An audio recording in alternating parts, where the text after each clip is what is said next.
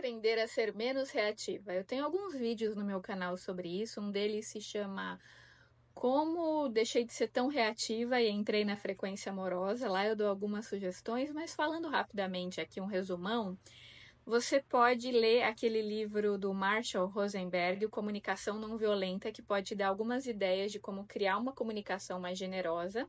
Mas, além disso, uma coisa que ajuda muito, que eu aprendi no livro Saúde Emocional do Osho, é você observar aquilo que você está sentindo sem se identificar com a raiva. Então, por exemplo, você está num momento de raiva, o ideal nessa hora é você não ter nenhuma ação. Você para e observa a raiva, até a raiva ir embora. Ela vai embora em 10, 15 minutos. Quando a gente fica identificado com a raiva e joga essa raiva no outro, aquilo volta pra gente.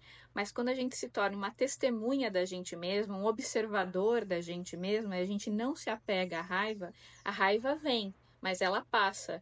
Então, o grande treino é você não ser uma passageira da sua raiva, ou seja, não deixar ela te dominar. Então, você está numa situação que te gerou muita reatividade. O que você faz? Se puder, vai para um canto para você ficar sozinha, para o seu quarto, vai para um banheiro para você poder se isolar naquele momento. Você para e você vai observar a raiva. Você vai trazer consciência para aquele momento, porque a gente só tem raiva quando a gente está inconsciente.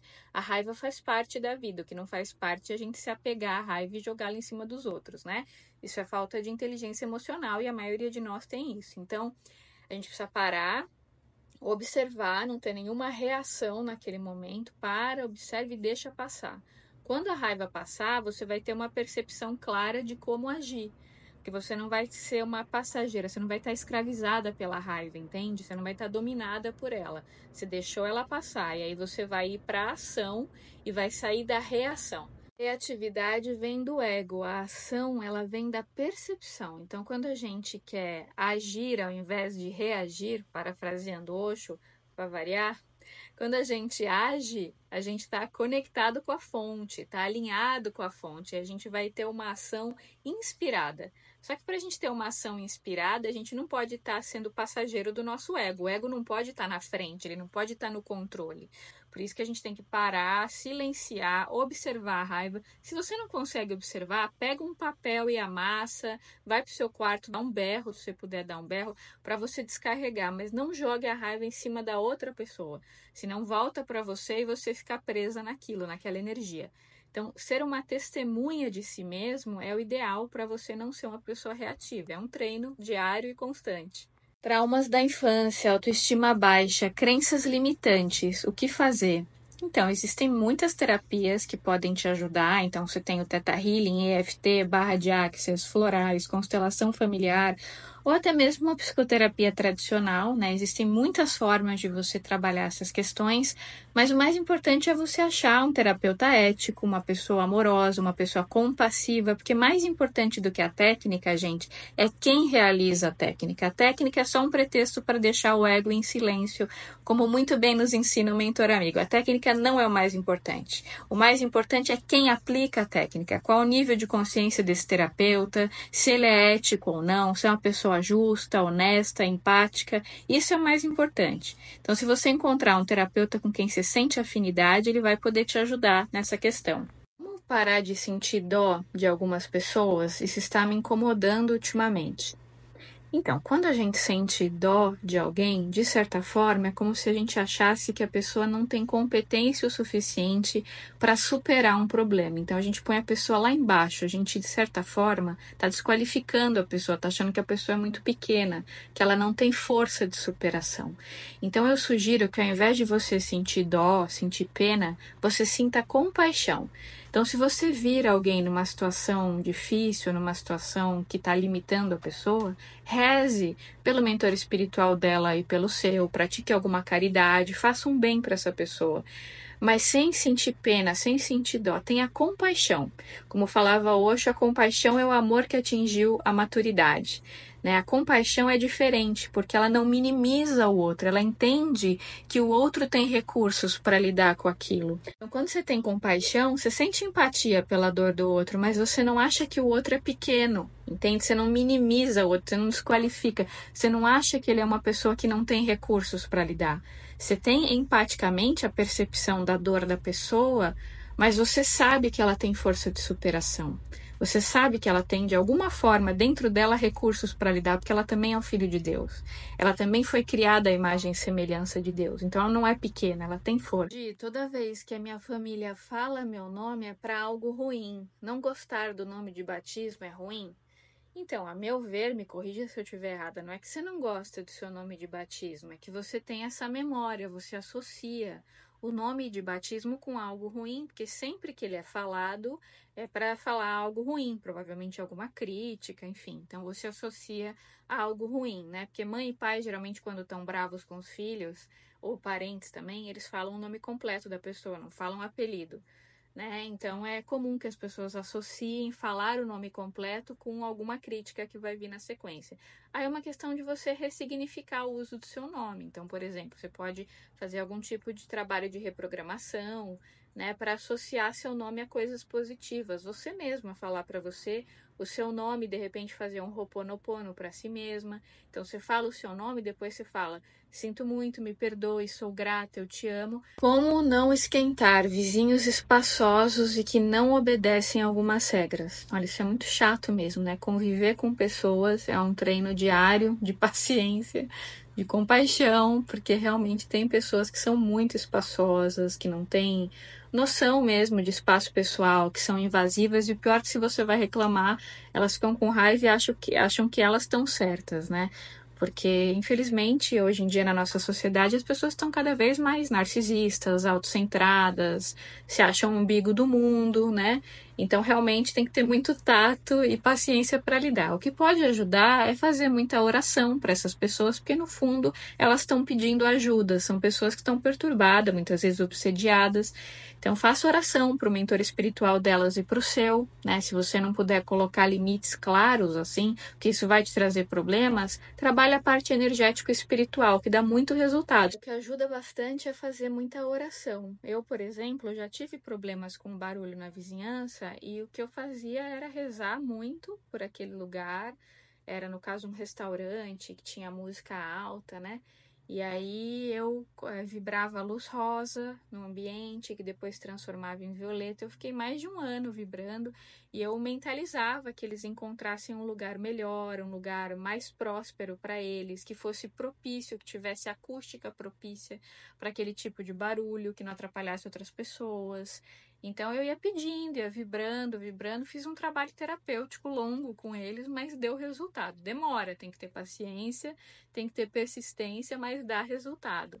Gi, sentindo muita dor física. Sei que nada é por acaso, mas tá osso. Me dá um alento aí. Grata. Então, imagino que você já deva ter consultado um médico, né? Que eu acho que essa é a primeira dica que eu poderia te dar. Mas além disso, se você sente que tem alguma questão espiritual além da física, eu recomendo, se você acreditar, se você puder, que você escreva para a Casa do Consolador, relate o seu caso e peça ajuda, tá? Seja para a corrente Doutor Espanhol ou para a corrente do veludo, enfim, né? Aquilo que eles acharem mais propício para o seu caso. Mas eu acho que é importante pedir ajuda espiritual, até se você puder ir num centro espírita, receber passes magnéticos, acho que vai ajudar. Como fazer para sofrer menos e controlar essa intensidade escorpiana? Ela escreve em outras caixinhas, né, sobre essa questão da intensidade. Então, o que eu tenho para te recomendar, que eu acho que funciona muito para o pessoal de escorpião, que tem esse magnetismo profundo, essa intensidade, esse lado mais visceral, né?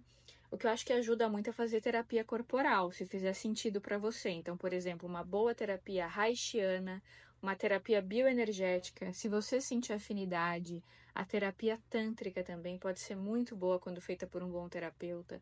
Mas você precisa canalizar esse magnetismo, porque se essa energia ficar parada, vira raiva, vira posse, vira medo, né? Então, precisa trabalhar essa intensidade, colocando os pés no chão mesmo, com muita terapia corporal, para você flexibilizar as couraças corporais. Gi, como faço para fazer as previsões astrológicas com você? Então, se você já for minha cliente, é só você escrever para o meu e-mail, avisar que você é cliente, que a gente agenda. Agora, se você não é cliente, se você vai ser atendida por mim pela primeira vez, você precisa responder uma ficha. Eu vou deixar o link da ficha aqui Ou então você pode clicar direto na bio aqui do meu Instagram que você vai acessar o link para essa ficha. Meu pai, 86 anos, muito negativo, às vezes fala de demônio. Como melhorar a frequência por ele? Então, você não consegue melhorar por ele, né? A gente não pode desenvolver outras pessoas. Até lembrei uma frase do L. Cravo que ele fala assim: ninguém evolui o outro, evolução se dá por autoconhecimento. Então, seu pai teria que querer melhorar, né? E sempre é tempo, independente da idade.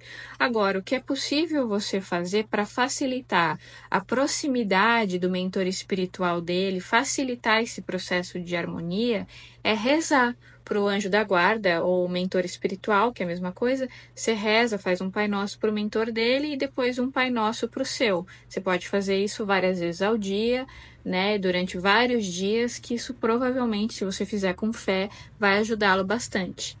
Gi, sinto muita raiva da minha mãe, mas não queria sentir assim. O que posso fazer para conviver melhor?